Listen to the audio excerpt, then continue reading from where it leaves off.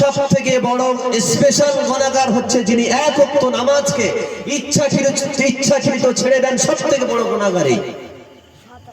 ওমর রাদিয়াল্লাহু তাআলা আনহুর জামানায় একজন ব্যক্তি এসেছেন, এসে বলছেন, ইয়া আমিরুল মুমিনিন, একজন বুড়িমা। ওমর রাদিয়াল্লাহু তাআলা আনহুর কাছে একজন বুড়িমা এসেছেন, এসে বলছেন, ইয়া আমিরুল মুমিনিন খলিফাতুল মুসলিমিন, আমার বৈধ টাকা দিয়ে কেনা তেল মাটিতে পড়ে গিয়েছে।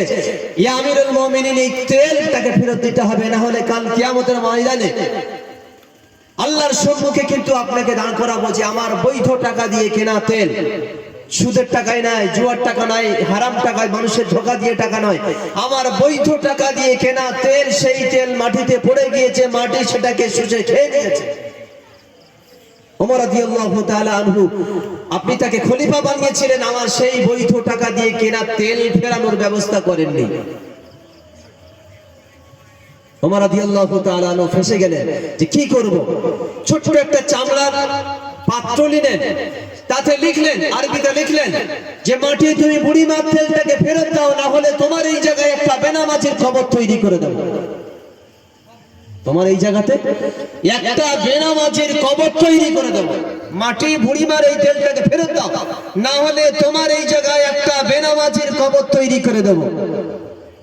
ওমর রাদিয়াল্লাহু তাআলা আনহু চামড়ার পাত্রে এই লেখাটা লিখে যেখানে তেলটা পড়ে গিয়েছিল সেই জায়গায় রেখে দেওয়ার পরে মাটি যে তেলটা নিয়েছিল, শুষে নিয়েছিল, সেই তেলটা আবার সেই পাত্রের মধ্যে চলে এসেছিল। বুঝতে পারছেন বাবাজি? মাটি সহ্য করতে পারছে না যে তার উপরে একটা বেনামাজির কবর তৈরি হবে। নামাজ ছেড়ে দেওয়া কি জিনিস? লা সাহমা ফিল ইসলামে লিমান লা সালাতা লা, মুসলমান বলে ওই ব্যক্তি দাবি করতে পারে না যিনি নামাজ পড়েন না। যিনি ইচ্ছাকৃত নামাজ ছেড়ে দেন, তার মুসলমান বলে দাবি করার কোনো হক নেই। আমার বাবাজি, ছোট মজলিস হয়ে গেছে সময়। আজকের যে আমরা এখানে বসে আছি, ইসালে সওয়াব পৌঁছানোর উদ্দেশ্য, ইসালে সওয়াব হিসেবে আমরা বসে আছি। এই যে আমরা আস্তাগফিরুল্লাহ বলছি,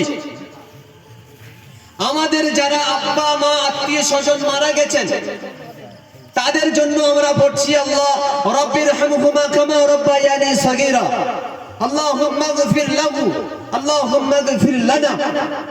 এর যে এত বড় পাওয়ার, মিশকাত শরীফের হাদিস রোজার আগে পড়াচ্ছিলাম, এইটা বলে শেষ করে দিয়ে হাদিসটা বলে, এই হাদিসটাই শেষ হাদিস। আল্লাহ রাসূল বলছেন, গুনাহগার বান্দা কবরে এমন পরিস্থিতি হয় যেমন সে সাগরে হাবুডুবু খাচ্ছে। গুনাহগার বান্দার কবরে এমন পরিস্থিতি হয় সে যেন সাগরে হাবুডুবু খাচ্ছে। তার পক্ষ থেকে তার কোন নেক সন্তান, ছেলে মেয়ে, আত্মীয় স্বজন, পাড়া প্রতিবেশী, উম্মতে মুহাম্মাদি, পৃথিবীবাসী কেউ যদি তার জন্য একবার দোয়া করে পাঠায়, একবার ইস্তিগফার করে পাঠায়, আল্লাহ পাক এমন একটা সূর্যের মধ্যে ঝড় তৈরি করে দেন, সেই ঝড়ের মাধ্যমে আল্লাহ পাক এক ধাক্কায় সাগরের কিনারায় পৌঁছে দেন। জোরে বলুন সুবহানাল্লাহ। আমার আপনার আব্বা মা, দাদা দাদি, আত্মীয় স্বজন কেউ বলতে পারবে না যে আমার কেউ মারা যায়নি। আবার কেউ বলতে পারবেন না যে আগামী 50 বছর আমি বেঁচে থাকবো, 2200 সাল পর্যন্ত আমি বেঁচে থাকবো, কেউ আমরা চ্যালেঞ্জ করে বলতে পারবো না। যাই হোক, এই আস্তাগফিরুল্লাহ ইসালে সওয়াবের অনেক বড় সারপ্রাইজ।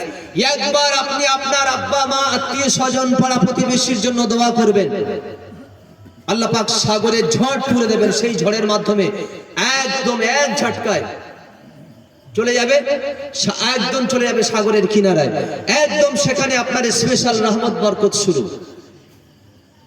একদম স্পেশাল রহমত বরকত শুরু হয়ে যাবে।